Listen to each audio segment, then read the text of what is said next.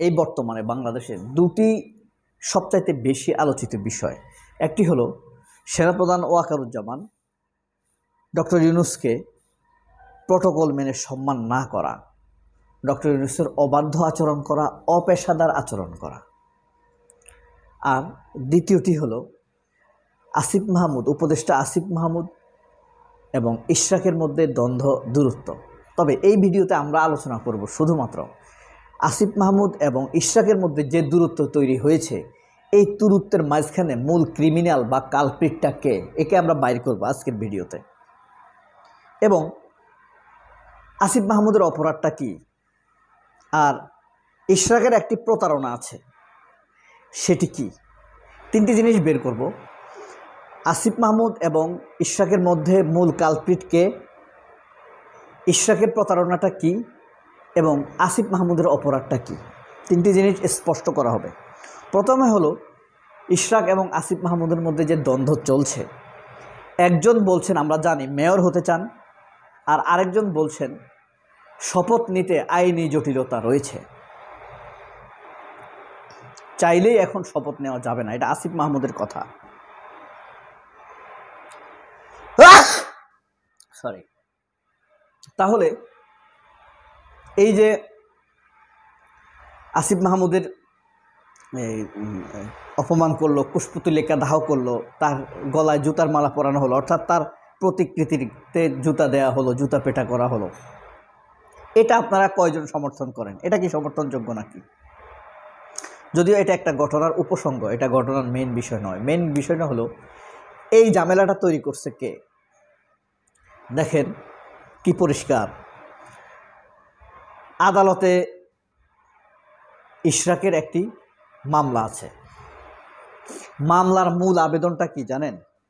এই নির্বাচন অবৈধ হয়েছে, এই মর্মে নির্বাচনকে বাতিল করে আরেকটি নির্বাচন দিতে হবে, অথবা জনতার মেয়র হিসেবে খ্যাত এই ইঞ্জিনিয়ার ইশরাককে মেয়র হিসেবে ঘোষণা করতে হবে। মামলার আর্জি ছিল এটা। প্রথমত নির্বাচনকে অবৈধ করতে হবে। যদি নির্বাচন অবৈধ না করা হয় তাহলে ইশরাককে মেয়র ঘোষণা করাইতে হবে। এখন আদালতের রায় দেয়া হয়েছে, আদালত আসতে আসতে আদালতের রায় দিল কি, আদালতের আবেদন ছিল কিন্তু এই নির্বাচন বাতিল করা এবং অথবা ইশরাককে আপনার মেয়র ঘোষণা করা। এখন নির্বাচন কমিশনের একটা, এই মামলাটা কার বিরুদ্ধে? নির্বাচন কমিশনের বিরুদ্ধে। কিন্তু ইশরাকের মামলাটা ছিল নির্বাচন কমিশনের বিরুদ্ধে আদালতে।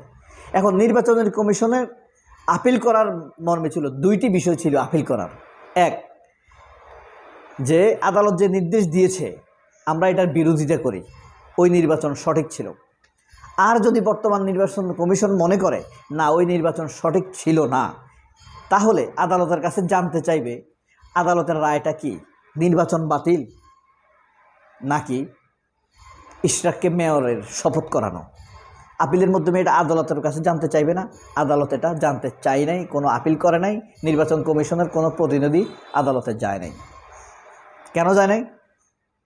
আইনমন্ত্রীকে, আইন উপদেষ্টা আসিফ নজরুল।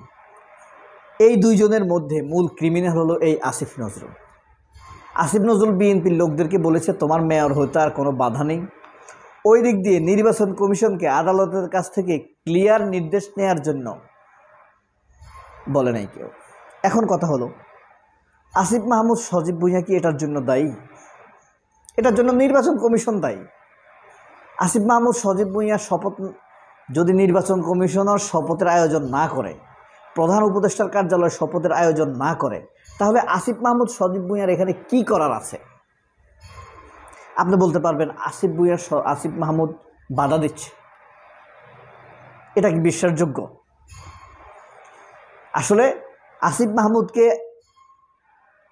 আসিফ নজরুল বলেছে যে এখন যদি শপথ দেয়া হয় তাহলে আদালতের ক্লিয়ার নির্দেশনা ছাড়া যদি আমরা শপথ দেই তাহলে আমরা প্রশ্নবিদ্ধ থাকব। নির্বাচন, আদালত কি করলো? নির্বাচন বাতিল করলো নাকি শপথ গ্রহণ করানোর কথা বলল? তাহলে আরেকটা নির্দেশ লাগবে যে এই শেখ ফজলিনুর তাপস মেয়র ছিল যে সে অবৈধ, আদালতের এই ঘোষণাটা তো লাগবে। আদালত যদি ঘোষণা দেয় যে ফজলিনুর তাপস অবৈধ, তাহলেই না ইশরাক, তাহলে ক্লিয়ার নির্দেশনা তো লাগবে। এই কারণে সজীব মাহমুদ এটাতে মাথা দেয় নাই। আদালত যদি তার বিরুদ্ধে একটা সমন জারি করে দেয়, পারে না। আবার দেখেন, এটা বলল আসিফকে, বিএনপিকে বলল যে ঢাকার মেয়রটা যদি ইশরাক হয় তাহলে আপনাদের সাংগঠনিক শক্তি বাড়বে। ইশরাক তো জনপ্রিয়, এমনি ভোট দিলেও ইশরাক মেয়র হবে। হ্যাঁ, সে যথেষ্ট জনপ্রিয় এবং রাজনৈতিক জনপ্রিয়তার পরিচয় দিয়েছে সে ঢাকায়। এবার আসিফ মাহমুদের অপরাধটা কি বলেন? আসিফ মাহমুদের ভুল বা বলেন বা অপরাধ বলেন, আসিফ মাহমুদ সরাসরি বলে দিতে পারতো এই বিষয়ে আমি জানি না। আইনমন্ত্রীর নোট নেন আপনারা, আইনমন্ত্রীর নোট নেন, কমেন্টস নেন, সে কি বলে। এইভাবে আইনমন্ত্রী আইনের বিষয় জানবে না? আদালতের কাছ থেকে ক্লিয়ার নির্দেশনা আনেন, এই দুইটা কথা বলে দিলে আসিফ মাহমুদ, সে এই দুইটা কথা বলে নাই, সে আনসার দিতে গেছে। তার সরাসরি বলা ছিল আইনমন্ত্রীর কাছ থেকে নোট নেন আপনারা। একবার বলেছে, কিন্তু সাংবাদিকরা ওই যে এজেন্ডা, এদেরকে হীন করতে হবে, ছোট করতে হবে। বাংলাদেশের সাংবাদিকরা কিন্তু ফ্যাসিবাদী এখনো, আওয়ামী লীগ। এবার দেখেন ইশরাকের ফ্রড কোথায়।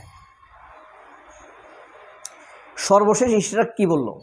মেয়র টেয়র কিছু না, আমার সাথে যে বেইমানি করেছে আমি দেখাতে চেয়েছি জাতির সাথে, এরা কথা রাখে নাই, বেইমানি করছে। এক, আমি এবং ছাত্র উপদেষ্টাদের পদত্যাগ চাই। কার? আসিফ মাহমুদ এবং মাহফুজ আলমের পদত্যাগ চাই ইশরাক। দেখেন, সে এতদিন আন্দোলন করছে কেন? মেয়র হওয়া নিয়ে, শপথের জন্য।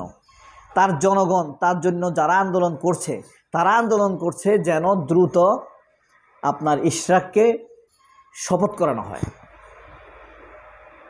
এখন সে ঘোষণা দিছে আমি মেয়র হতে চাই না, আমি আসলে এদের পদত্যাগ চাই, এই কারণে আন্দোলন করছি। তাহলে কত জায়গায় প্রতারণা হলো। মিডিয়াতে মিথ্যা মেসেজ গেল। মিডিয়া গত কয়েকদিন যাবৎ জানছে যে ইশরাক মেয়র হওয়ার জন্য আন্দোলন করছে,